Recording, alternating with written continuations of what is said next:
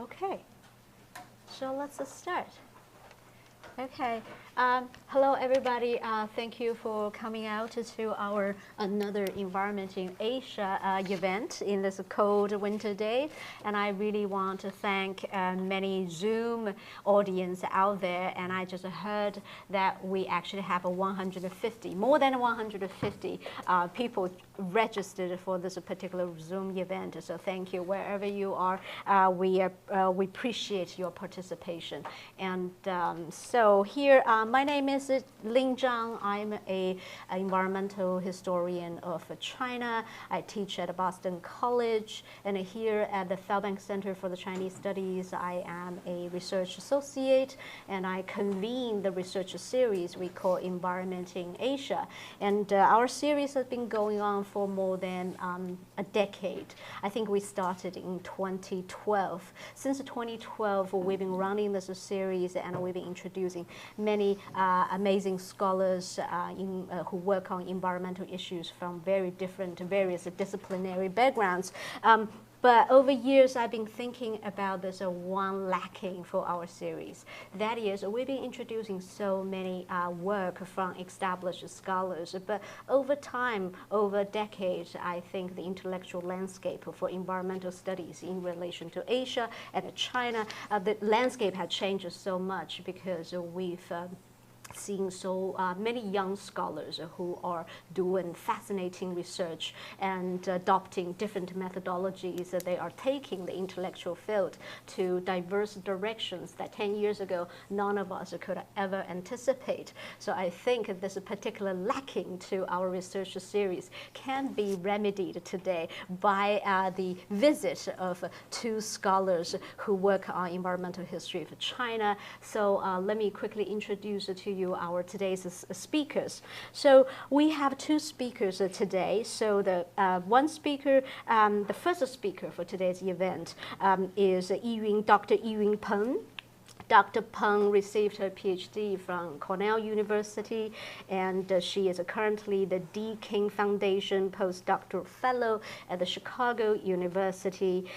Dr. Peng works on late imperial and modern China, and she is mainly interested in environmental history, the history of science technology, and also economic history. Her dissertation, which she defended this summer, the past summer, is entitled A Herbaceous Revolution, How Crop-Based Handicraft Industries Transformed Upland Southeast China from 1500 through 1970. And the dissertation won the book prize, a Messenger Charmer Prize for the best dissertation at Cornell. So she's right now transforming this award-winning dissertation into a book manuscript. So we will hear a lot about her research. Our second speaker is Dr. Brian Spivey, if I pronounce your name. Spivey. Spivey, That's okay. I get Spivey. Great. Dr. Brian Spivey received his doctoral degree from University of California at Irvine. He is currently a Mellon fellow, faculty fellow in the history department at UC Irvine. Dr. Spivey's work broadly focused on the reciprocal relationship between environmental and societal change in modern China. His dissertation title is Pollution Revolution, Maoist Environmentalism in the Late Cultural Revolution, 1970 to 1974. Very recently, I think just a week ago, Dr. Spivey just published a new article. I think it's really interesting and highly relevant to those of us who study environmental history, which the article is entitled The Anthropocene and a Small Place in China, which is just published by Journal of Urban History about a week ago. So when I learned about these two scholars' work, first of all, they're very different, but it's very interesting, right? They contradict each other, they complement each other methodologically and also theoretically. And one particularly incident here I noticed is very interesting. That drove me into this invitation to put them together. That is, Dr. Peng's work and her research in the year 1970, and Dr. Spivey's work pick up the modern environmental history starting 1970. So I'm really curious to, if I put these two persons together at the same table, how are they going to react to each other? What kind of interesting conversation actually they will create, they will drive? So we have this wonderful event to have them together. And I thank all of you, both in person and online, to participate in this interesting conversation, which is going to happen soon. So for the structure of our event, we will invite Dr. Peng to speak first for about 25 minutes. Then we're going to switch to Dr. Spivey sorry, for another 25 minutes. And then two of them going to respond, react to each other. And I'm so curious what they're going to say. At the end, we will open the floor to the audience, both in this room and online. So for the audience online, please participate in our conversation towards the end. If you have any question, you can type down your question or your comments in the chat box of the Zoom or webinar, whatever form you are right now in. And then at the end, I will serve as the voice, gonna read out loud your question and comments to the audience here. So that's our structure. Okay, so Dr. Peng, welcome. Thank you.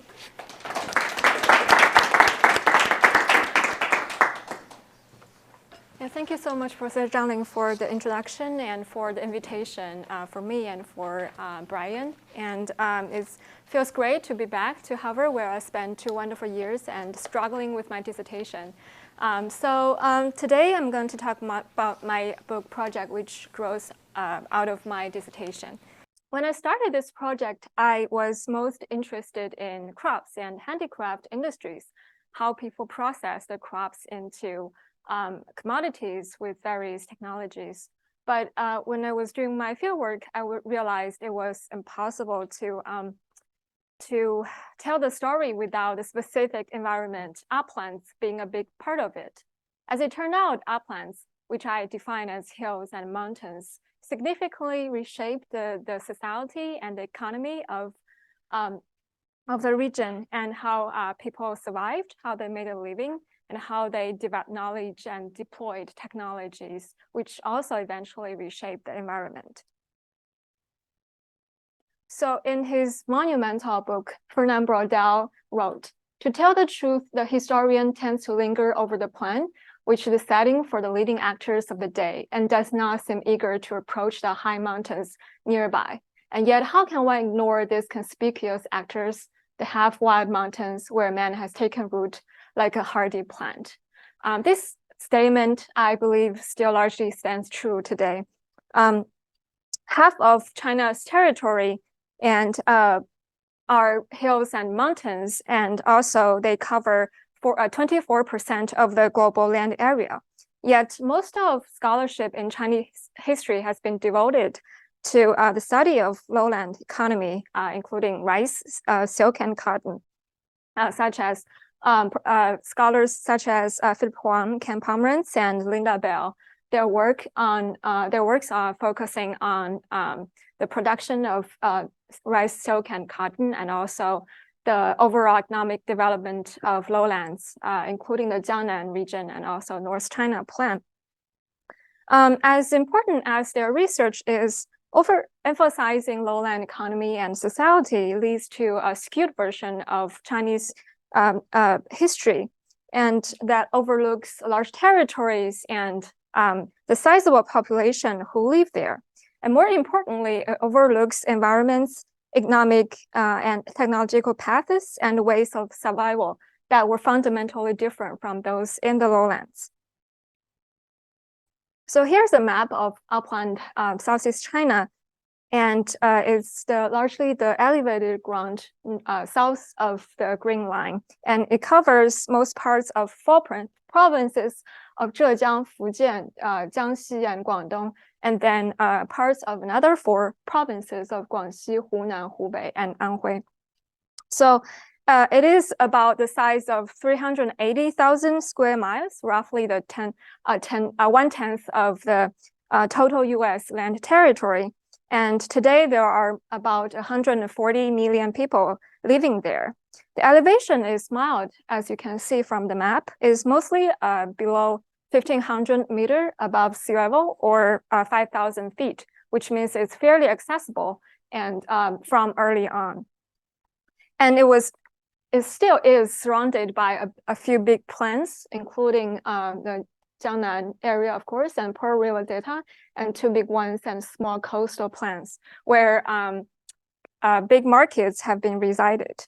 And fairly dense water and road networks connected this world to the outside and helped ship people and goods from the region to the lowland markets and also overseas markets. So here are the two photos I took from my fieldwork, and they show the perspectives from the mountains, within the mountains, and how complex the environment is. So here you can see it's a big canyon where a village is located and cliff sides on both sides, and also cultivated and uncultivated hillsides and a small basin here. So this is the complex environment that people have to deal with and take advantage of. But my research shows that they learn how to deal with it and also utilize it to their advantage.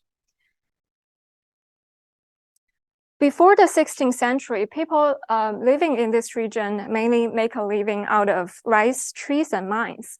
But from the 16th century onward, out of population growth, millions of people were on the move from one place to another in the region. So here are some examples of direction. One of the biggest one is from Western Fujian to Jiangxi, Zhejiang, and that was the biggest one. And there are other directions as well. In the 18th century, most of them are seasonal workers, but later they settled down in the places where they worked. And most of the migrants brought the seeds and skills of cultivating a few herbaceous cash crops, including indigo, fiber plant, tobacco, bamboo, and undertaking handicraft industries that process them into commodities. Indigo dye, Remy cloth, tobacco products, and bamboo paper. So here I'm distributing some items for you to see. 2 pieces of Remy cloth and piece of bamboo produced in the region.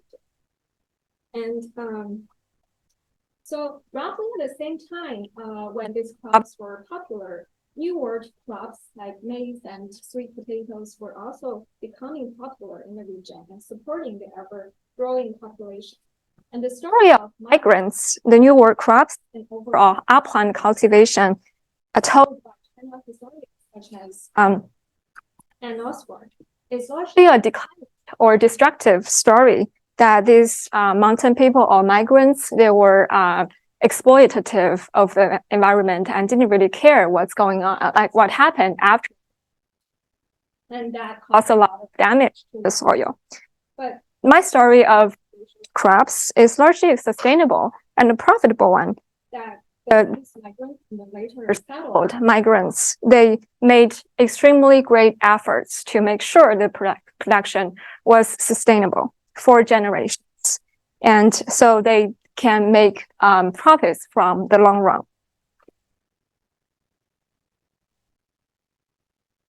So let me briefly explain the two terms in the title. And so herbaceous here is not a food term, but it refers to the fact that these crops are not trees, but grasses, including bamboo. And that means they are they're growing much faster than the trees. So, and they can be harvested at least once a year or up to 4 times a year, such as indigo and Remy. So this herbaceousness was extremely appealing to the migrants who, at least in the beginning, needed quick cash more than anything else.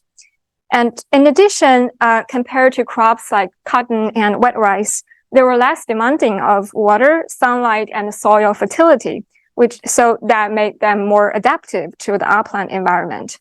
And as time passed, not only the migrants, but also the local residents became interested in growing them and making profits from them. And I argue that the economy of these crops constituted a herbaceous revolution for the following points. So they cultivated many more hills and mountains in the region over the course of more than 4 centuries. And they utilized and transformed the environment in a new way that was different from utilizing the environment out of trees and rice and mines.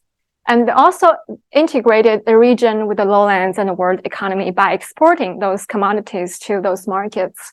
They extremely enriched farmers, craftspeople, and merchants, and they reshaped everyday life. So people had more clothes to put on, their clothes became more colorful, and they had more paper for education, etc. And finally, they revolutionized the state regulation of the region, and also changed or kind of refuted the upland rhetoric that uplands or mountains are backward and isolated. So here are the 2 maps that I made as an example to show how popular those crops were. So by the early 20th century, most of the upland counties in the region produce at least 1 or 2 of the crops and commodities. So I'm using Fujian as example, and indigo and Remy.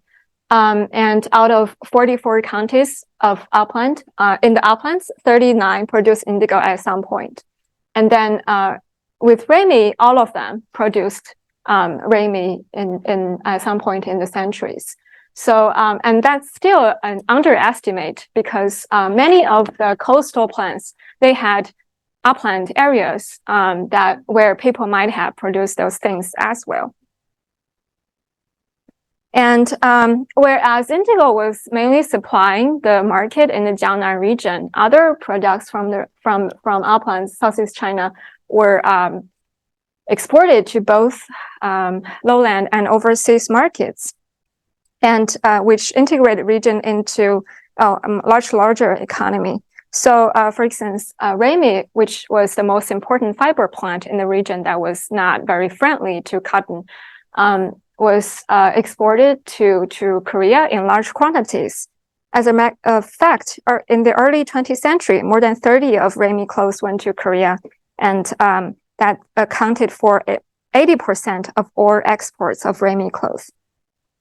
And in addition, paper was and tobacco were also shipped to Southeast Asia and also Japan. So they are part of the larger world economy. For the sake of time, I'm going to focus on indigo for the rest of my talk, but I'll be more than happy to answer any questions if we have for other crops in the Q&A. So indigo has been growing in China for more than 2,000 years for making the blue dye out of it.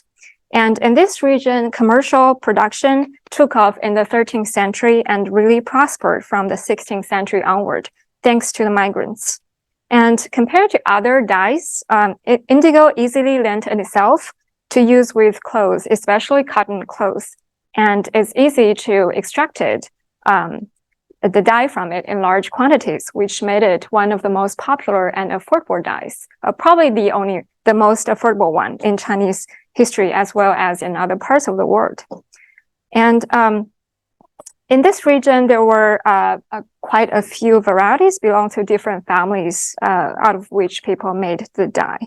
And in some places, people distinguished them by where they were actually grown, in the hills or in the paddies. Those were grown in the hills were called shanlan or hill blue, and those were grown in the paddies were called tianlan or paddy blue. And gazetteers and Tiangong Kaiwu, or the works of heaven and inception of things, show that hill blue is better and much more popular than paddy blue that was grown in the paddies, which were supposed to be much more better for crops. But apparently, for some varieties of indigo, they were better off in the mountains. And indigo can be grown out of seeds or cuttings, and it can be harvested up to 4 times a year. When harvested, the leaves and top stems will be removed for the dye production. And in some places, people would leave the roots in the field to be grown again in the coming spring. But alternatively, people would leave cuttings of 12 to 20 inches in the vault. And the vault would be sealed with earth to prevent water and cold air from getting in. So the cuttings of indigo would be in the vault during the winter, and they would grow roots and then be taken out in the spring to plant in the field again. And the location of the vault is highly interesting. So in some places, people would just dig a hole in the fields and put the cuttings there. Or in many other places, people would choose a specific location called shankan, or cliffside or steep hillside, and preferably facing the south or on a sunward slope. So here's the one that I found in southern Zhejiang that were still being used when I was doing the field work. So it was on a hillside, pretty warm space. And so it's not hard to understand why that people chose this kind of location. But first, it precludes waterlogging and flooding. So that's something they need to guarantee for the cuttings to survival. And also a sunward hillside or a slope facing the south is probably the warmest place you can ever find in the winter. And so the warm and elevated ground provided a perfect environment for indigo production. To make indigo dye, a few things were necessary: water, quicklime, also and a net. Indigo makers usually possess a few pits on the ground, like this ones. The big round one here is about 7 or 8 feet in diameter. At first, they would soak the indigo plants in the water in a big pond, in the big round pond, for a period of time, ranging from a whole night to a few days. Then they would put the residual leaves into the square. Kind of hard to see, but there's a square one. And the rest of the water go back to the round pond. And the next step is to add quicklime and stir the water hundreds of times, as you can see here. And voila. Let the sediments settle to the bottom of the pond and get rid of the water and the solid waste in the sediments here, as you can see from the left with the tours there. And the result is indigo dye in the form of indigo paste, as you can see there, and then use it to color the clothes. As it turned out, the land and all the facilities that I introduced to produce indigo involved were highly valuable as well, as indicated by a late 18th century property division document. So from the late Ming to the early Qing period, a large number of people from the Fujian, Guangdong border areas migrated to northwestern Jiangxi. And at first, these migrants had to live in the hills before they were able to move down to the valleys occupied by local residents already. Among the migrants were 3 families, Chen, He, and Qiu, who moved to Yiyun probably in the early mid-18th century. And they settled in a small, narrow, and deep canyon in the mountains at first. In the next decades, these families intermarried, and by the end of the 18th century, they had already built 21 houses. So in 1790, a total of 21 people from the 3 families bought from a local resident a hill property called Huxiankeng. But the language of the contracts was unclear in terms of each person's ownership. So it was more of a collective property. 2 years later, the Chen family started to move out to the downhill basin, which probably triggered a decision in the same year to determine which each person's share of the hill property. As a result, the entire property was divided into 21 shares, and each shareholder received a copy of the division document recording all the properties in the 21 shares. This copy was passed on to the inheritors of the next generations. Along the way, many subsequent transactions were also attached to the original documents. And most of the copies were lost, but the copy owned by a man called Chen Jianwan and his descendants survived, and were able to see the process of building, possessing, and purchasing indigo facilities over the course of almost a century. So at the beginning of the document were properties held in common by all shareholders, including 4 hill properties, 1 schoolhouse, 3 unutilized fields, and 15 pieces blue breeding soil, most likely a particular kind of soil for growing indigo seedlings, from which all the shareholders were free to take soil. This shows that many, if not all, shareholders were engaged in indigo production. Description of the properties within each share then lists in detail the owner and other properties. What is most interesting is that indigo-associated properties comprised a sizable part of the document. 11 of the 20 shares have properties related to indigo, namely facilities that were used to produce the dye, including and pits, which they call actually ponds, as I showed earlier, and also here. So take Chen Jianwan as example. He had 2 blue vault grounds for storing the cuttings and quite a few indigo ponds for processing them, and blue ground probably for placing the indigo leaves and stems before they start the processing part, and quite a few water-related facilities that helped channel the water from a reservoir or lake to the pits, which needed a quite large amount of water, and also a space to store blue leaves and quicklime, just for the whole production. And since the late 18th century, Chen Jianwan had been purchasing indigo-related properties from other families as well. In 1811, Chen and other 2 people, including his brother, bought about 10 and half as in ownership, indigo facilities, including 2 indigo or 3 ponds in total. And this is hilarious. Blue feces grounds, which I assume is for placing the indigo waste after the production, which they later use as fertilizer. And then 1 water coming canal for facilitating the water, and etc. And all these properties cost the Chen Jianwan and the other buyers 49 taels or 65 ounces of silver. How much was that worth? Well, at that time, it was enough to support a family of 5 for more than 2 years. So it was a large amount of money. More interestingly, this contract was amended twice thereafter. The contract was signed in 1811 with Chen Jianwan as only one of the 3 buyers. But on the 16 days of the 6th month of 1823, all the properties now belong to the Chen brothers. So they bought all the property out from the other one. And only 3 days later, the 2nd amendment added that all the properties belong to Chen Jianwan himself. So he was the one who had been buying indigo facilities along the way.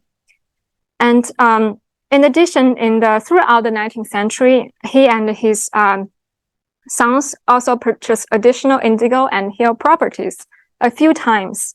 The Chen family became the most prominent among the 3 families in the 19th and 20th century, producing a number of degree holders and intellectuals, to which Chen Jianwan's efforts probably contributed.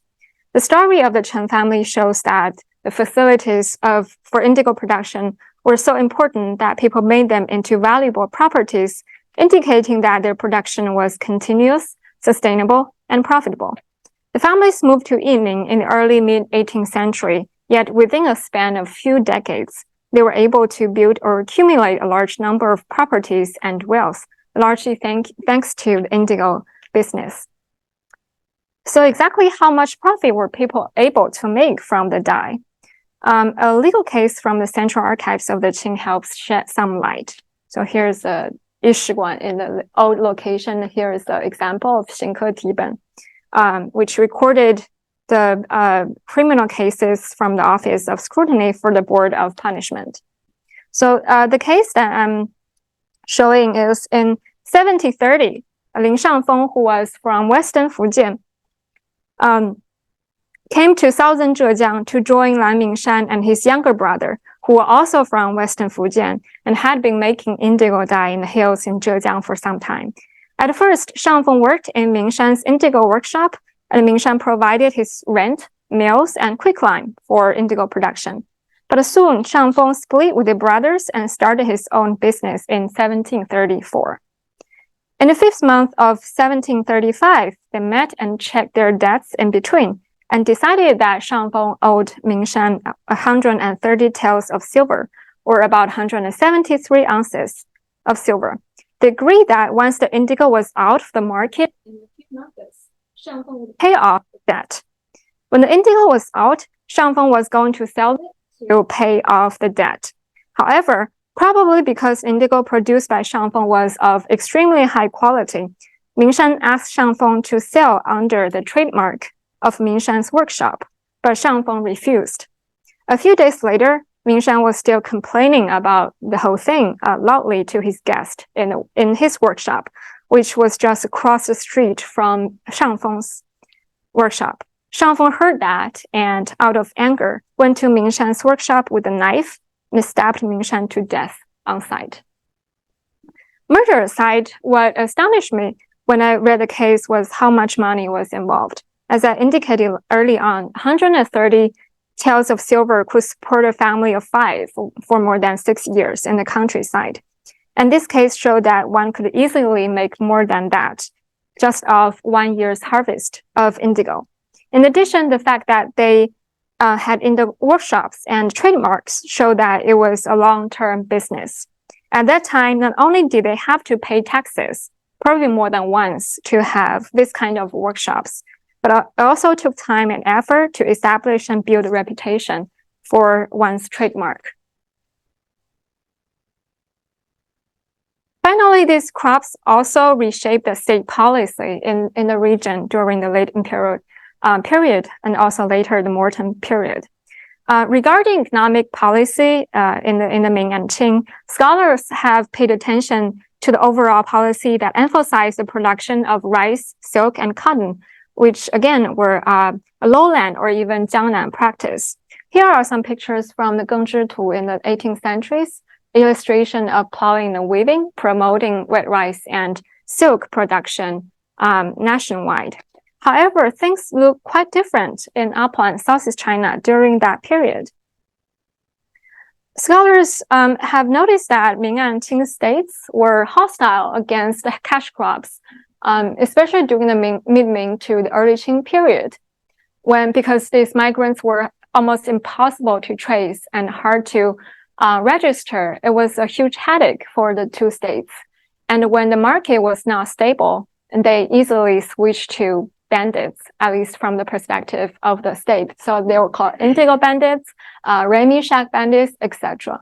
And also the states were worried that people grow these cash crops instead of fruit crops that would threaten the food supply. Finally, they were worried that the crops would exhaust the soil fertility, which again was supposed to be used for food production. However, my research shows that paralleling these thoughts against these crops are things different. So from the mid-Ming to the late Qing period, we saw taxation on these crops and associated fields that were used to grow these crops. So there were at least legitimate things to be included in the policy, at least in some local governments. And from the mid-Qing onward, things started to transform as well. So the period was a time when the state was able to build granary systems that helped stabilize food supply. And also they were able to register those migrants and tax them and kind of control them. And the state began to realize the crops kind of usefulness for profit making in the mountains, which were not really useful for wet rice production anyway. So they figured, why not let the people do whatever they wanted to support themselves. And some local officials even start to promote hardly for people to grow them instead of trying too hard to grow wet rice where it was not very appropriate.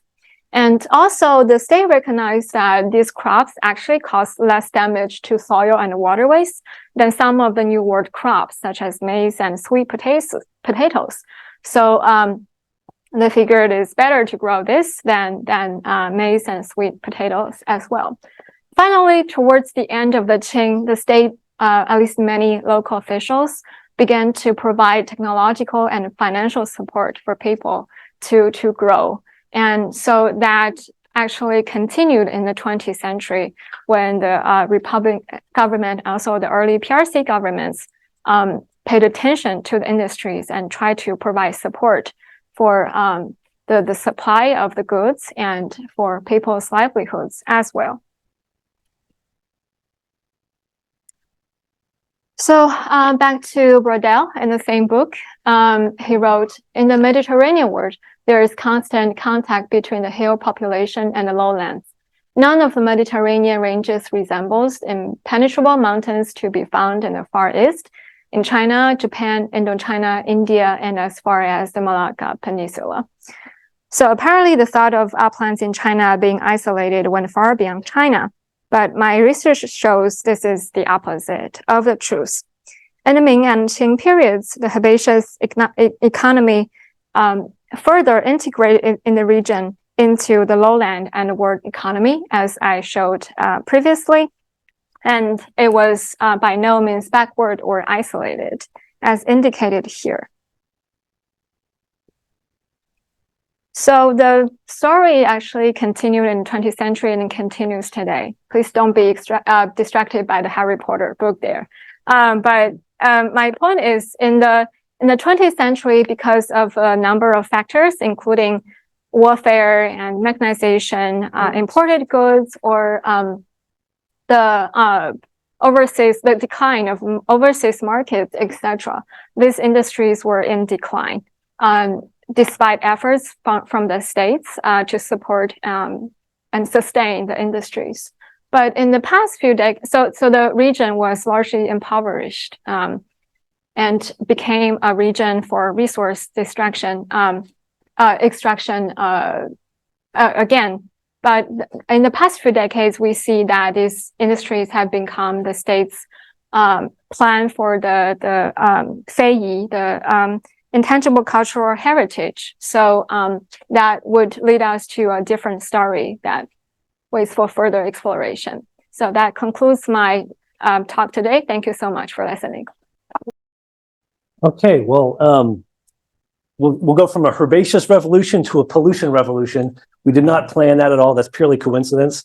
We also, the 1970 thing was also a coincidence. So maybe it's Yiyun Peng or something, some kind of fate that we have. So thank all of you for coming today. And for those of you tuning in online, I really appreciate it. I want to also thank Ling Zhang for organizing this and Mark Grady and the Fairbank Center staff for their work setting this up as well. I'm really delighted to be here and to present my research.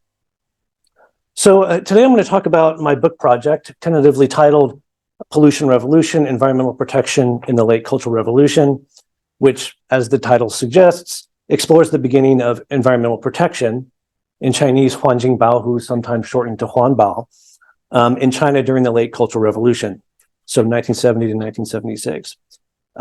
In particular, today, I'm really going to focus on the very early period of 1970 to 1973. So when those of us in the United States think about the history of the contemporary environmental movement or the history of environmental protection, as we understand it today, I think we all have a relatively similar story in our minds. A very conventional narrative focused on more recent events would usually begin with the publication of Rachel Carson's Silent Spring in 1962, which introduced Americans to the devastating effects of pesticides, especially DDT.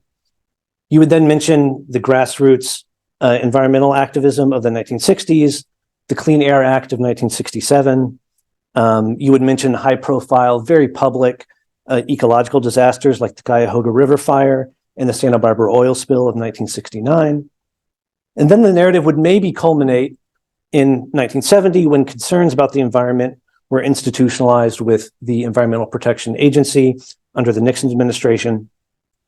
And then maybe you would bring it into the UN Conference of the Human Environment in Stockholm, which I've shortened to the UNCHE, which occurred in June 1972 when concerns about pollution and environmental problems truly go global.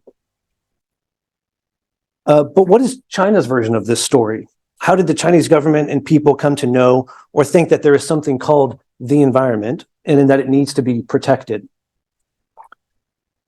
After all, China too has environmental protection bureaucracies. Here's a picture of the Ministry of Ecology and Environment. Environmental protection is enshrined in the Constitution. Here is Article 26 of the PRC Constitution, which states the state protects and improves the environment in which people live and the ecological environment. It prevents and controls pollution and other public hazards. The PRC has, at least in theory, this vast legal and scientific regime that's supposed to punish polluters and protect the environment. You have Xi Jinping nowadays talking about China's eco-civilization and the goal of an ecologically sustainable 21st century economy. The significant turning point in conventional accounts of China's history of environmental protection has become very much synonymous with the post-Mao reforms of Deng Xiaoping, which began in 1978, that we know as Reform and Opening. While there is sometimes a basic recognition that yes, China attended the UN Conference of the Human Environment in Stockholm, yes, there was some National Conference of Environmental Protection in 1973, these developments are really swept aside and not deeply interrogated. Rather, they're placed in a progressive teleology as mere baby steps or false starts in environmental protection, steps which were ultimately held back by the radical politics of the Cultural Revolution. And so in this particular story, the real significant moment is when Deng Xiaoping, and actually Hua Guofeng plays an important role here as well, enshrine environmental protection in the 1978 Constitution. They create environmental protection institutions, bureaucracies, regulations, and most importantly, a legal regime. All signs that finally, China will take environmental protection seriously after the ecological chaos of the Mao years. As a result, environmental protection appears as an institutional reform following the political transition to Deng. Here is an example of how this particular narrative has spread, albeit in an especially reductive form from a book written by non-China scholars talking about the idea of the environment. They write, China engaged formally with environmental policy alongside general reform from 1979. China's National Environmental Protection Agency was created in 1988. And I ask, surely there's more to the story. So this is kind of the paradox at the heart of the project. How can this period, which is so often portrayed as environmentally destructive, ideologically extreme, and politically chaotic, nonetheless yield something?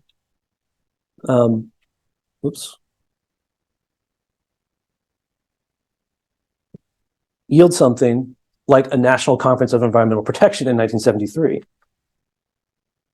Another way to think about all of this is not to simply observe that 1978 saw the enshrinement of environmental protection in the PRC Constitution, but rather to ask why.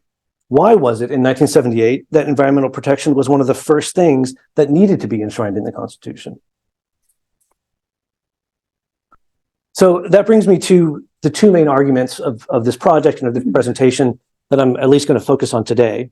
So if you take away anything, I hope it's these two things. First, the late Cultural Revolution saw a fundamental change in how the party and many citizens understood the relationship between the state, society, and the environment. Namely, beginning around 1970, Chinese leaders, most importantly Zhou Enlai, came to understand that without human intervention, industrial economic development caused environmental degradation, caused environmental problems, caused pollution, and that managing that relationship was the responsibility of state and society. Second, Maoist political culture, epistemological structures prevalent during the Cultural Revolution, long-standing Maoist waste reuse practices, and various pre-existing health and scientific disciplines collectively shaped how environmental problems were understood and how solutions were theorized. Environmental problems were first approached not through a discourse of environmental protection, but through pre-existing disciplines and concepts. Additionally, there was, however, however brief, organized and sustained effort to integrate environmental issues into the goals of the Cultural Revolution. So my presentation covers these two arguments in two different parts. In the first part, I'm going to talk about how and when environmental problems were first recognized and what the response was. I'm going to talk about the role of Zhou Enlai, who I argue made environmental problems politically acceptable. I'm going to talk about document 131 and the mass campaign to eliminate the three wastes, which is the first first national anti-pollution campaign. And I'm also going to talk about how industrial pollution was first approached through a pre-existing industrial waste reuse philosophy called comprehensive utilization, which I'll elaborate on here in a minute. Next, I'm going to turn to the National Conference of Environmental Protection in 1973, which will allow us to dig a little bit deeper into how the ideological and political context of the Cultural Revolution shaped environmental concerns and solutions to those concerns. I'll talk about Maoist standpoint epistemologies, that is how different types of people brought different understandings of environmental problems and why the party thought it was important to combine these different views.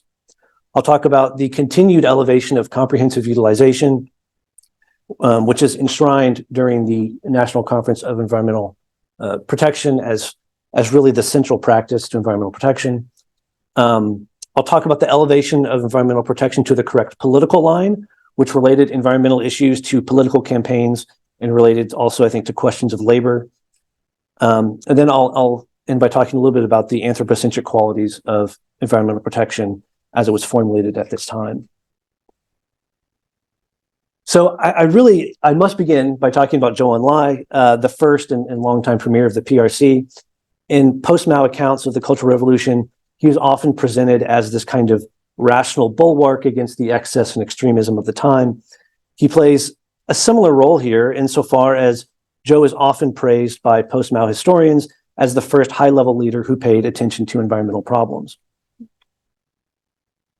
While Zhou was certainly central, this image of Zhou sort of working alone, trying to save the environment from the radicals is exaggerated. Most simply, I think we can say that he was the crucial figure in making environmental problems visible, making them an object of governance and an ideologically acceptable problem for China to have, but he was by no means a lone voice. Stories as to how Zhou grew concerned about environmental problems are somewhat apocryphal, and I'm not going to, just for the sake of time, I won't talk about them today, but if you're interested in how Zhou Enlai got interested in environmental problems to begin with, I can talk about that in the Q&A. So regardless, sources indicate that by the summer of 1970, Zhou Enlai was keenly interested in and worried about industrial pollution. Zhou's first action against industrial pollution was the issuance of document 131, promulgated by the Ministry of Health in April of 1971 at Zhou's request, titled Notice on Investigation of Water Source and Air Pollution Caused by the Industrial Three Wastes. This called for a mass campaign against the industrial three wastes: wastewater, waste gas, and waste solids, and was sent to the health bureaus of all revolutionary committees in all provinces, autonomous regions, and municipalities. And I believe this mass campaign marks the starting point in the party state's systematic, organized, nationwide, and long-term reckoning with industrial pollution that carries on through to today.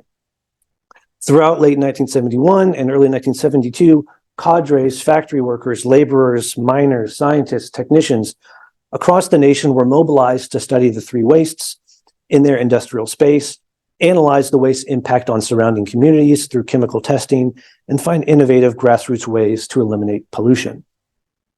The widespread chemical testing during this campaign yielded the first nationwide picture of China's polluted landscape and the beginning of the idea that China's air, water, and soil needed to be continuously surveilled through a regime of rigorous chemical testing. Factories across the country produced a huge number of reports about the state of pollution in their area and their experiences eliminating pollution. On the slide, you'll notice this term comprehensive utilization, or 综合利用 here in Chinese. And what Zhou had actually asked factories to do was to innovate ways to eliminate pollution through a waste reuse philosophy attributed to Mao Zedong and his some of his sayings from the 1950s, where Mao uses this term, 综合利用, comprehensive utilization. Here is a document from Qingdao. This is the Qing is cut off, but Qingdao. This was a report produced in 1972 in response to the sort of late 71, early 72 campaigns against the industrial three wastes. In the introduction to this volume, they say, great leader Chairman Mao paid great attention to the industrial three waste issue and pointed out comprehensive utilization is very important. Attention must be paid to the issue of comprehensive utilization. It should be thoroughly studied. This is an important direction for the future. Premier Zhou, in many of his speeches, has clearly pointed out the need to eliminate the problems of pollution. Okay, so what is comprehensive utilization? How does it solve the problem of pollution? And why did Zhou Enlai identify it as a critical practice? So comprehensive utilization first emerged in the mid-1950s as a solution to a very different type of environmental problem, scarce resources and lack of material inputs for the industrialization goals of the 1950s. Devastated by decades of warfare, natural disasters, poverty, lack of capital, party leaders were faced with trying to achieve goals of rapid industrialization without the material inputs and resources to do it. Recognizing that resources and capital were scarce, but that labor and willpower were abundant, Chinese planners began promoting virtues like frugality and self-reliance and devising ways to efficiently harness the few resources that were available. Drawing on the words of Mao, who said in 1952 that China ought to comprehensively utilize the resources of the Yellow River, planners formulated a philosophy of resource management that challenged the very conceptual existence of waste. That is, instead of viewing leftover byproducts from industrial and agricultural processes as disposable nuisances, they argued that with enough creativity and commitment, any waste, any material, any substance could be reimagined or reworked as a raw input for some other productive process or human use. I apologize, this is cut off, but basically the idea is any waste substance can be a material input for another production process. And here's a collection of some of the reports produced in 1972 in response to the anti-pollution campaign.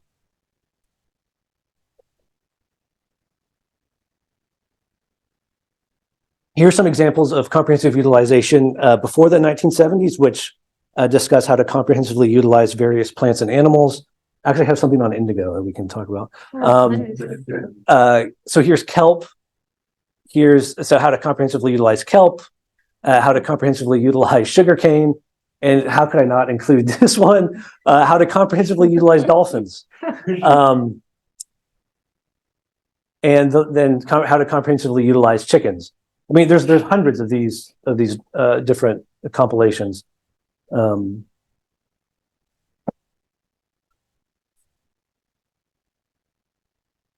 But by the mid-1960s, increased knowledge about the health dangers and toxic nature of industrial waste begins to recast waste as harmful and pollutive and as a medical or public health problem. I refer to this as the medicalization of waste.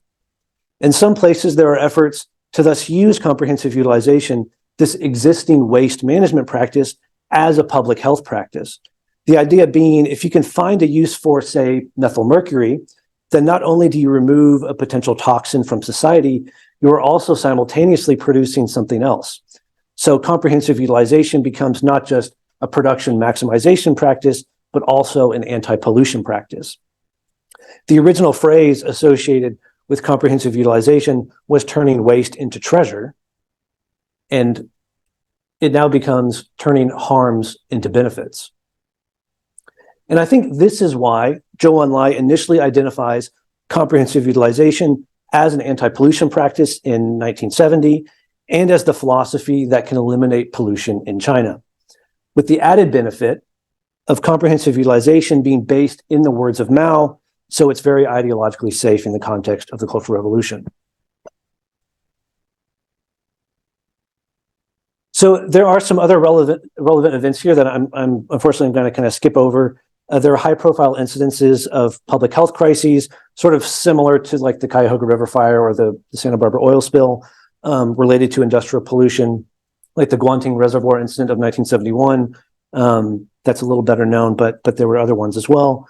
And also, I'm not going to spend much time talking about China's attendance of the UN Conference of the Human Environment in Stockholm, which did play the role of raising awareness of newer terms like environmental protection and ecology and environmental science, and sort of embedding China in these global flows of intellectual knowledge about environmental issues. So instead, I want to turn to the first National Conference of Environmental Protection, which was organized at the command of Zhou Enlai in Beijing during August 5th to 20th, 1973. It involved thousands of participants from all over China. And this conference is important for several reasons. One, it assimilated many different, once distinct disciplines and approaches to environmental problems under the umbrella of a single framework called environmental protection. So you have, comprehensive utilization, you have afforestation, you have soil management, you have all these different practices that were once distinct, now considered to all be doing the same thing of environmental protection. It also formalized environmental problems through Maoist concepts, values, and epistemologies. Basically, it made environmental problems like industrial pollution legible to the broader project of the Cultural Revolution. So first and foremost, the people and organizations invited to present reports and give speeches at the conference reflected what is called the Maoist 3-in-1, or in Chinese, Sanjia He, standpoint epistemology, often used in Maoist scientific experiments. These so-called 3-in-1 teams were based on the idea that different types of people contribute differently to the production of scientific knowledge. So a worker at a factory would have a different, very practical knowledge of working with toxic chemicals than would a chemist or a scientist who may have better sort of technical or maybe an abstract understanding. Likewise, the third component, the cadre, would have the correct political mindset and be able to lead the scientist and the worker to ensure that their work was properly revolutionary. And it was precisely these types of people that were invited to the conference: factory workers and peasants, scientists and technicians, and cadres, with the expectation that by sharing their experiences and thoughts confronting environmental issues under the auspices of high-level party cadres, the party could develop a truly revolutionary, holistic approach to environmental protection that could solve environmental problems caused by industrialization in ways that capitalist countries could not. Here is an example of a 3-in-1 experiment team being used by the Qingdao dye factory. I tried to look up what catalyst M is. I think you need a PhD in chemistry. But it's some kind of waste residue, and they produce sulfur. And this is the story of how they figured this out. They used to just throw catalyst M in the ditches as, just excess waste. After it was exposed to the wind, the sun, and the rain, they noticed that this waste changed, and actually there was good sulfur at the bottom of the ditch. And so based on this phenomenon, they got a cadre group of scientists and workers together, and they innovated some ways to recreate this process. The conference also marked the beginning of environmental protection being raised to the political line. That is, those who do not protect the environment, or those who deny environmental problems exist, or those who pollute the environment, have now deviated from the correct political line and are now open to political attack as revolutionaries. Here is Vice Premier Li Xianyan criticizing people who say pollution is inevitable or that doing comprehensive utilization is not worth it. He gave one of the closing speeches at the conference. One comrade just now criticized the view that using 3 wastes as a way to acquire more resources is like picking sesame seeds. This sesame seed is quite substantial. How many sesame seeds did the Jilin paper mill pick? The Jilin paper mill presented at the conference as well. They recovered 20,000 tons of caustic soda from their pulp waste liquid every year. This is not a small amount. And there are also crude oil, acids, and other chemical products. They create more than 14 million yuan of wealth for the country every year through the recycling and utilization of the 3 wastes. How could this be considered picking sesame seeds? It is obviously more like picking watermelons. Later in the same speech, some people say we have to discharge waste in production just like we have to shit after eating. It's true that we have to shit after eating, but there's always a way to do it. And we can't just shit everywhere. People who hold this wrong view believe that 3 wastes cannot be avoided. He really had a way with words, didn't he? So time and again, Liu Shaoqi, who in the late 60s was purged as a capitalist roader and counter-revolutionary, was blamed for existing pollution. The accusation being that Liu Shaoqi's so-called production first and profit in command policies were too focused on production and not the public well-being, and so had ignored pollution. Lin Biao, who had died in September 1971 in a plane crash allegedly after fleeing a botched coup attempt, and his supporters were also targeted throughout the conference as being responsible for pollution and other environmental problems, perhaps in an early salvo of the Criticize Lin, Criticize Confucius campaign that would begin just 10 days after the conference at the first plenary session of the 10th Central Committee. So in this fashion, the state of the environment became a political tool and could be leveraged in political campaigns. This precedence, I might argue, is precisely why, during the transition to Deng Xiaoping, Dengist reformers reversed the accusation, using the degraded state of the environment and the lack of a formal environmental protection bureaucracy and legal regime to delegitimize the Cultural Revolution, saying that radical Maoism was blind to environmental problems. And this is perhaps one reason why the state of the environment in China continues to be a topic with a strong political valence and implication for regime legitimacy. Another way to interpret the raising of environmental protection and activities like comprehensive utilization to the political line is because doing so helped extract more labor through what Joshua Goldstein has referred to as the sleight of hand of political commitment. If we read some of these conference reports against the grain, we see that actually there are a lot of accusations that people in factories are just complaining about all the extra work that they have to do with comprehensive utilization. It's like picking sesame seeds, it just takes too much time. In a sense, I think that these complaints are not really unfounded. After all, comprehensive utilization asked factory managers and workers to not only meet their ambitious production quotas, but also find ways to productively use the waste of their production processes, often through bootstrapping innovations using local resources. From this perspective, establishing the correct political line was not a mere ideological exercise, but was also about framing the extra labor that comprehensive utilization required in a way that did not seem extractive or unjust. Third, comprehensive utilization was further enshrined at the conference as essential, the essential environmental protection practice. Here's a quote from Hua Guofeng, who also gave a speech closing out the conference. "We must pay attention to comprehensive utilization, which not only makes full use of resources, but also reduces environmental pollution. Discarding the three wastes of industry is harmful, but using them is treasure. To solve environmental pollution, we must turn waste into treasure."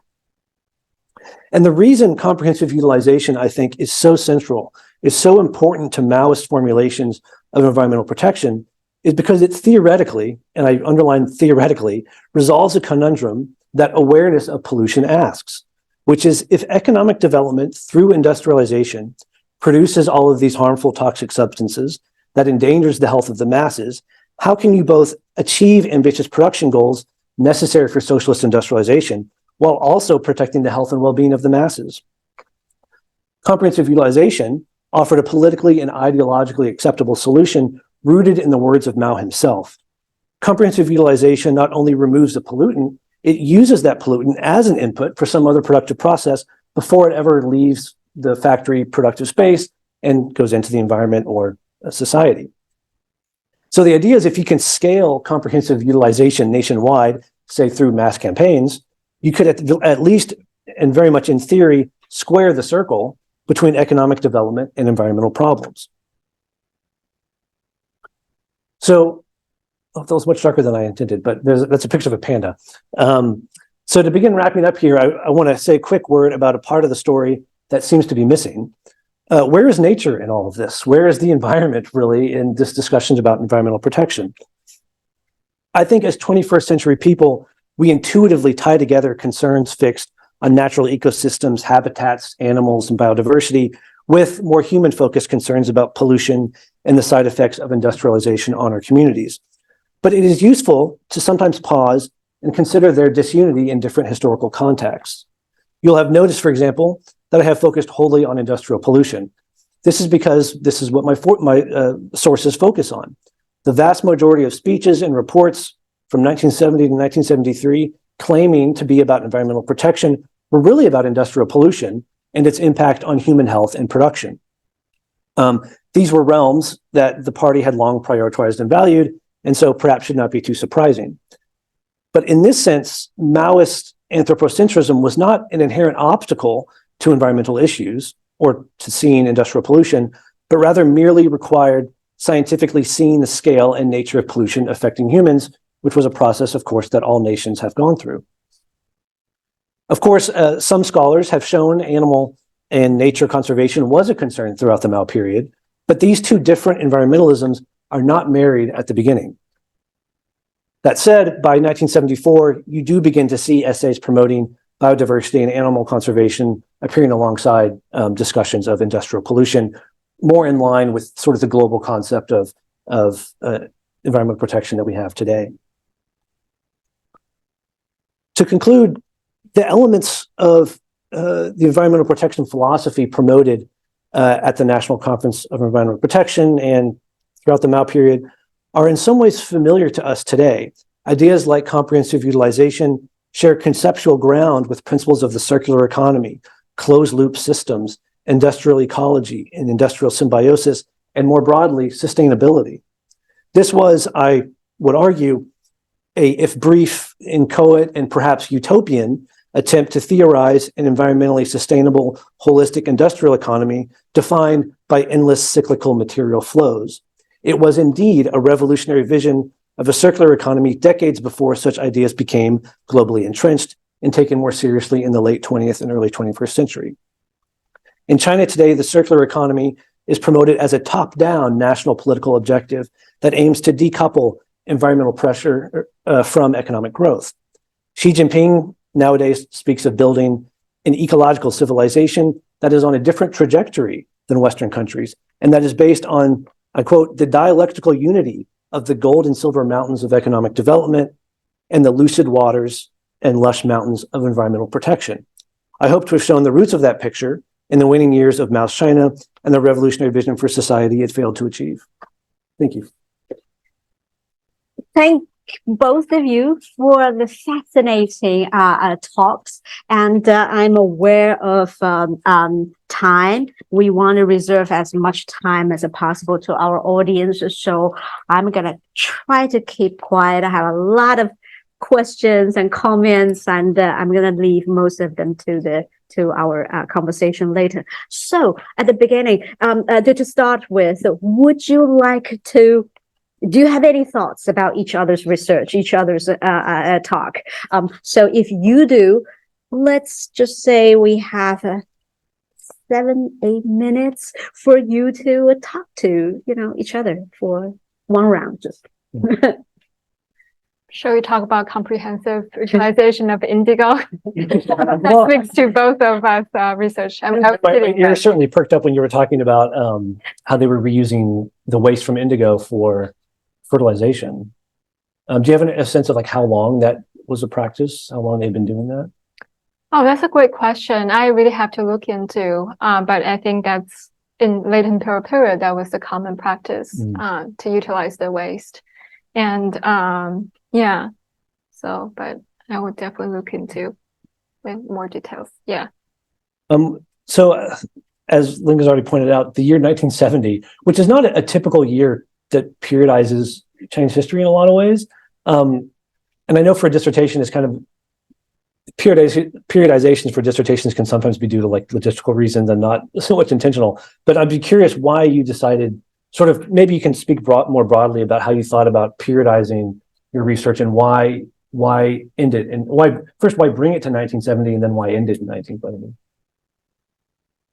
Yeah, that's again a great question, and I think the kind of lingerie project that I have been doing meant to show that the kind of transformations from the late Ming to the early PRC period of time, and how actually part of my research talks about how the states regulated the region in different ways. So, and I see similarities and differences between the four states that they, on the one hand, so as I talk a little bit in the talk, from the Ming to the Qing, they became more supportive of cash crops. In the 20th century, the two states were also supportive of the industries, but on a different logic. So their efforts were more to guarantee the supply of the goods. But you definitely see the similarities of, providing technological support and financial support.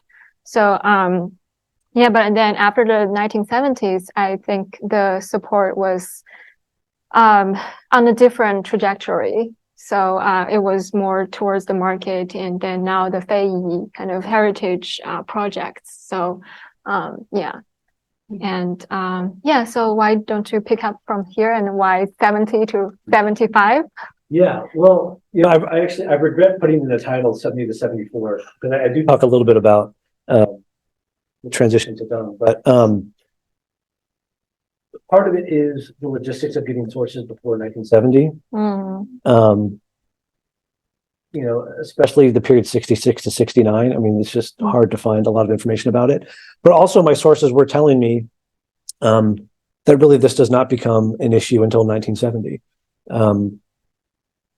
Contemporaneous sources, there were, sources produced in 1971 that are, collections of all of Zhou Enlai's quotes on environmental issues, or they don't frame it environmental issues. They say the three wastes, waste gas, waste solid, waste liquid. And sort of no matter what collection you look at, they date it to the summer of 1970. And like I said, there's different apocryphal stories about how Zhou got interested in this. One is he was reading Nixon's inauguration speech, and Nixon in the inauguration speech says something about, oh, we must protect our environment. Zhou Enlai reads this and is like very confused as to like what this is about, and so he commissions a research team to just start translating like everything you could find about environmental protection. Another story is that some Japanese students who had written a book criticizing the Soviet Union are coming to visit China. They have an audience with Zhou. Zhou Enlai talks with them. This is also in 1970, and they start talking about, oh, this Minamata disease in Japan related to like heavy metal poisoning. And Zhou recognizes some of that to like incidences in China, and suddenly he becomes, so it's hard to know like what was the real like epiphanic moment there for Zhou, but they do all cohere around 1970 for whatever reason. I'm going to jump in here. Actually, this is so interesting. And I would like to remind our audience here, if you were with us for a previous event when we had a panel to discuss a new book called The Ecological History of Modern China, authored by anthropologist Stephen Harrell. That event took place, I think, somewhere in October. So actually, periodization was a big issue during that event. And Peter, you were at that panel, right? So I think Steve purposefully made a point that for whoever working on environmental ecological issues, right, and to push against anthropocentrism and anthropocentric point of view, we really needed to I don't think he used the word, but I'm going to use it to subvert and perversive way, I think, even to really topple the periodization regime that we used to adopt. So how to cut things open in surprising ways, perhaps can yield extraordinary results. For instance, here for me, when I hear almost this word 环境 was a creation, right? Around the 1970s, this thing was created, brought into the not only the discourse and all of a sudden all over the nation. Before we're gonna invite people into conversation, just want to quickly mention what I saw, kind of a connections here. That Brian talked about, but when I obviously there, but when I heard you in your talk, right, talking about Highland style, Highland way of doing things both sustainably and also profitably, right? And this fit into specific version of modern environmentalism, right? So how do you think about Highland environmentalism before this word concept actually came into being versus this communist, Maoist, politically correct environmentalism Brian talked about? I just think this is fascinating. And the other thing the kind of a ontological object oriented ontological kind of a side of my brain. When I heard your talk, there are questions just pop up into my mind is when I heard Yiyun. It's like I heard something like what indigo demands in terms of creating a world, right? And you talk a lot about that, right? Both the material side, the rhetorical side, cultural side. And when I heard Brian's talk, almost like what does waste demand when after decades of hyper modernistic industrialization, right, yield tons of waste and push the nation into a point waste became a thing. Unavoidable. What does waste demand? We start to see all this political, philosophical, epistemological transition, right? All this reckoning came out. So anyway, I'm just gonna stop here. Let's invite our audience for questions and thoughts. Peter. Yeah, so thanks for both of you, Peter Purdue.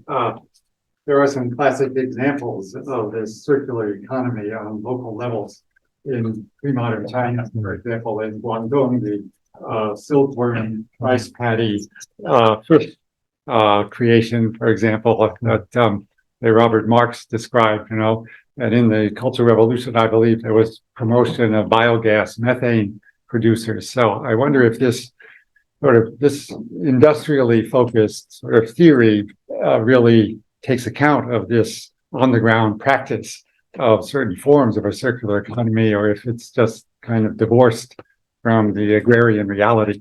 And for Yiyun, I wanted to see how the herbaceous revolution you talk about is connected to China's preeminent herbaceous highland production, which is tea.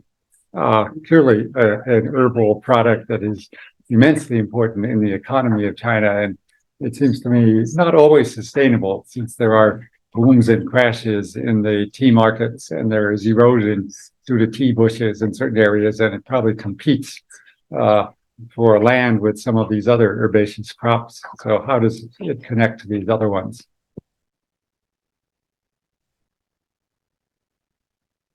Yeah, so I mean that's the mulberry dyke pond fish.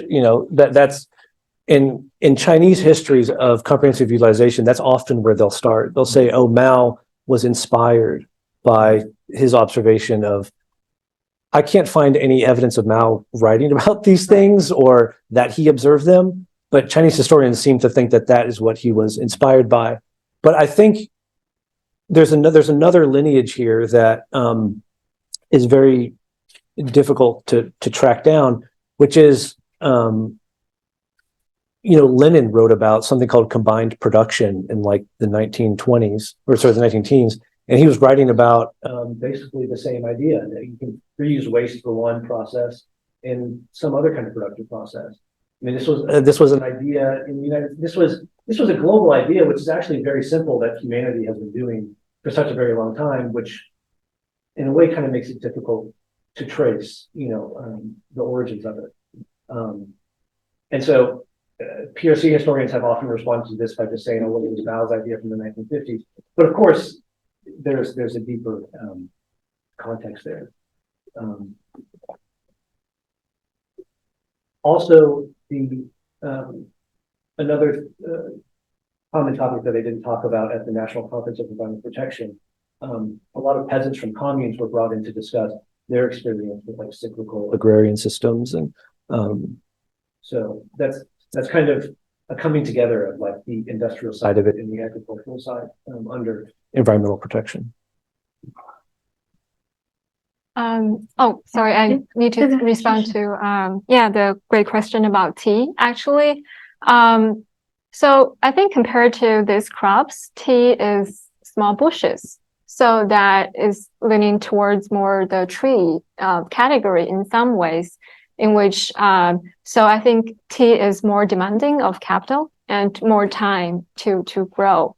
So that's why I think more migrants in the late imperial period grew these crops instead of tea, although there are a lot of migrants working in the tea farms in the mountains as well, but that was, as you mentioned, was pre-existing of the period and definitely continued until today. And also the erosion part, the story of erosion is also true in the my crops story, but that's I think only part of it, because the mountain people, they really put effort to make it as sustainable as possible, which might have ended up being less ideal than they would have wanted, but I think the efforts were there. Martin, I'm sorry, I'm going to keep your question to a little later. So because we will cut off the Zoom by at 6 o'clock. Oh. So I want to reserve a few minutes for us to answer the question from the Zoom audience. And we can remain in this room for a little bit longer for our intimate conversation. Okay. Sure. So we have several questions coming from the Zoom audience. One thing I think is so interesting. We don't talk this thing in issue enough. That is, how do you see this a project for both of you changing, going forward as you turn it from a dissertation into a book? So I think this will be really great to hear. Go ahead. Yes. So I've received advice from multiple people that it's good to sit on it for a little while and then return to it and kind of see what time, how time kind of changes the project. But of course, it's hard not to think about it. I think naturally what you would want to do is expand the chronology. I mean, I'm very hyper-focused on like these several years. And these several years are very interesting to me because they're a period of tremendous conjunction of all these different disciplines and forms of knowledge and practices that get assimilated under, one single framework of environmental protection. And that's what makes the period so interesting. But it also makes kind of going back in time a little bit harder because you're doing it.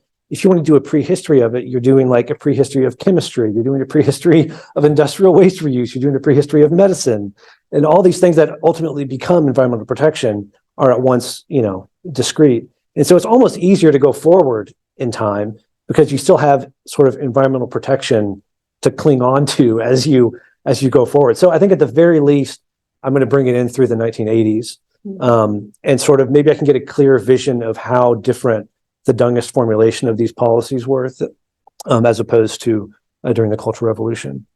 So yeah, that's kind of what I'm thinking about now. Yeah, I'm thinking of adding a few dimensions into the project. One of them is ethnicity.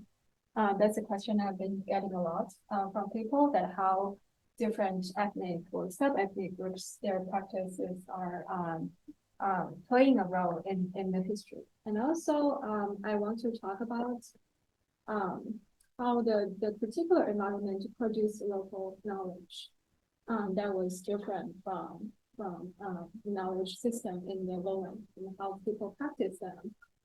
So that's things that I want to add to this discussion. And Yiyun, there's a specific question I think the audience would like to hear. That is about bamboo.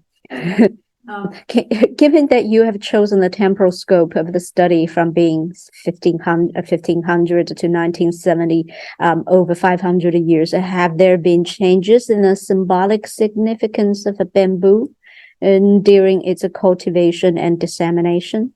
Has it impacted the landscape morphology of hill areas and the lowland? Are there notable differences in various regions? Bamboo. I see. Well, I think one big change that's more economic change in the region was bamboo was much more used for paper making that I'm focusing on than for other purposes. So that was, some scholars may argue it's a revolution in itself because bamboo grew so fast. So it provided much more materials for paper making. And yeah, so that's the change that I'm focusing on. But I'm now curious of the symbolic changes in cultural ways too. So I'm definitely looking more into that. And Brian, very, very quickly, What drew you to this fascinating topic? Yeah, so I think in a lot of cases, the project you end up working on started out as a prehistory to a very different project. And that's also precisely how this project worked out. I was doing a history of a copper mining city in Western China in Gansu, and I came across a document talking about how in 1974 there were teams of scientists who were sent to this copper mining city to do the first sort of survey of the pollution of the local area, and they found just tremendous amounts of heavy metal in the soil and the food, and they said this has to be fixed immediately. This is like a huge problem, and it doesn't get fixed.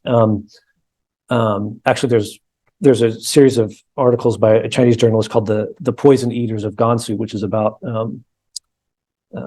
this place. And but I thought, well, why in 1974, like of all years, why are these people going there? And as I tried to figure that out, I realized no one had really written a history of that. So that was kind of the question that was keeping me up at night while I was going to sleep. I was like, okay, this is what the project should be about. So. Yeah. Thank you so much. Yeah. So let's turn back to our audience in the room. We can stay in this room for a little bit longer. So feel free, bring up your thoughts, Martin. Yeah. Well, first of all, thank you so much for the wonderful talks. So I had a question for both of you, or one question for each of you. So first of all, for Yiyun, I was kind of thinking as you were talking about how there was a shift in the state's kind of perception of the highlands from banditry, to okay, this can be productive and sustainable and so forth. And I'm just curious, there's been a lot of talk in scholarly literature about this sort of, including the Qing sort of, in the borderlands, kind of increasing sort of agrarian. So I just want to make sure I have the question right. So it's whether comprehensive utilization is limiting. In the sense that it doesn't impact really the natural, it doesn't really account for the natural world. Or it could be that, or just limiting in terms of how environmental conservation is conceptualized, in China. Yeah, well, so I think that's exactly the criticism that like the post-Mao reformers would say, is they would say, oh, this is like, it's not modern, it's not up to date with like global norms of how we think about these things. But you really have to kind of remind yourself that these were Maoists. These were high-level cadres worried about spheres of production, the public welfare. They cite frequently humans are the most precious thing in the world, which is kind of a quote from Mao. So nature and like animal conservation is just not something that they're really concerned about. And that does become grounds for criticism later on, that this is too narrow a way of approaching things. Yeah, all right. Thank you. I learned so much from both of your talks. I have a question for Yiyun and one for Brian. So Yiyun, you offered this really fascinating narrative about how the mid-Qing state turned from hating the upland economy to loving the upland economy. I wonder what the other side of the coin is, and that is, what was the perspective of the upland cultivators? Fujian is this mysterious place. Michael Sony says the grandmaster of the peasants' art of being governed. Michael Sony says the Fujian peasants used the Ming state to achieve whatever goal they had, so the peasants were utilizing the state. Melissa Macaulay says the migrants of Fujian created a maritime commercial empire without the state. So how did your upland cultivators engage the state? And I noticed that you mentioned we have records of contracts of property division and property transfer from the cultivators. We also have a 行客题本 from the very top of the state about a murder case between the cultivators. So were they using the state? Were they using the state in particular to enforce their contracts? This is question number one. And question number two, I was fascinated by the fact that these products, plant 1, 2, 3, 4, they were sold broadly in Asia, even to Korea, where the producers, also the merchants, how did they sustain this transnational network of trade? And I would imagine that would involve debt, credit, long distance remittance. How did they engage this transnational network of commerce? So these are two questions. And for Brian, what a fascinating talk, Maoist environmentalism. If this were the title of your book, I would definitely buy the book. So the first question is, what is the comprehensive utilization of dolphins? How do you 综合利用了海豚? Yeah, that's. I wanted to know that too. Oh, so please, you answer. Have you done? Did you finish? Oh, You haven't. One other question, sorry. What did the Maoist radicals say about environmental protectionism? Was there pushback? Was there Maoist pushback against Maoist environmentalism? Yeah. Oh, so the question about dolphins. I've purchased that book and it's sitting in an apartment somewhere in China. I need to get it digitized and read it, so I only know what the cover is. But I mean, with a cover like that, how could you not, you know? But if you leave me your email, I'll tell you what the comprehensive utilization of dolphins is. In terms of Maoist pushback, it's another one. I haven't found sort of a whole lot of evidence for it. I think it's one of the things that you have to read against the grain. I mean, like I said, there are a lot of discussions about other people in the factories who don't want to do this. The people in the factories who say this is getting in the way of our production goals, which of course is another goal of the Maoist state, right? So really what you see in the early 1970s is how do you deal with this, how do you ideologically deal with this contradiction that scientific acknowledgement of pollution brings? Whereas you can't really, production does not equal public welfare now. Production also equals pollution and problems. And so you have to somehow kind of square that circle. So yes, there's definitely were people who were against this, and they get caught up in political campaigns. They're like Liu Shaoqi supporters or Lin Biao supporters, and the factory managers in particular are kind of singled out as like these kinds of people. Thank you for the wonderful questions. So I've been thinking of the ways in which peasants might have utilized the state. So in terms of contracts and deeds, I need to double check, but I think I see both being recognized by the government, which had a red mark on it, like Hongqi, as well as contracts without the government recognition. So think both ways. But in the larger context, I think, especially before the meeting, they were largely pushing back the state's intervention that tried to shut down the business because it's related to migration that state was not able to really control.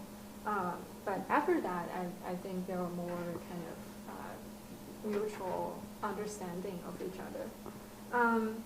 The second question, yeah, so there was there were huge commercial networks that deliver those goods all the way to Korea and other overseas markets. So there are multiple layers of the networks, so local producers, and then there are some middle men or something, kind of would go to the production places and then collected them, and then they deliver to middle-level market, and then other bigger merchants would come and collect them and then ship them to port cities and then go from there. So there are a lot of people involved and different layers in the networks. Yeah, so I would say the producers are generally not merchants.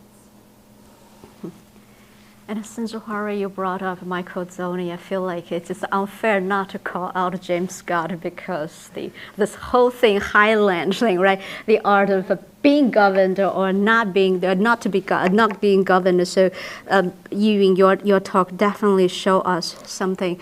a model if we don't use this utilization as a framework, but definitely these highland economy try to see the lowland as a kind of a profit frontier. If we can think of the plain lowland area being seen highland as a raw material frontier, right? How they incorporate each other, swallowing each other into this vertical regime of goods, the material and the profit transactions. It's just so interesting, I think, right? So this kind of work really help us to challenge the zomia, the paradigm, and also the anti-zomia paradigm, right? To see this kind of more kind of cooperation kind of a model. With this, I think this is a really fruitful conversation, and we can definitely continue, but I think let's put an end to this wonderful conversation. So I would like to thank all of you for being here, and thank our audience on Zoom for joining us, and definitely thank our two speakers, Yiyun and Brian, for presenting such a fascinating research. And you're welcome to talk to them, and you want if you want to follow up, Huawei, for instance, definitely exchange emails, right? Thank you so much for being here.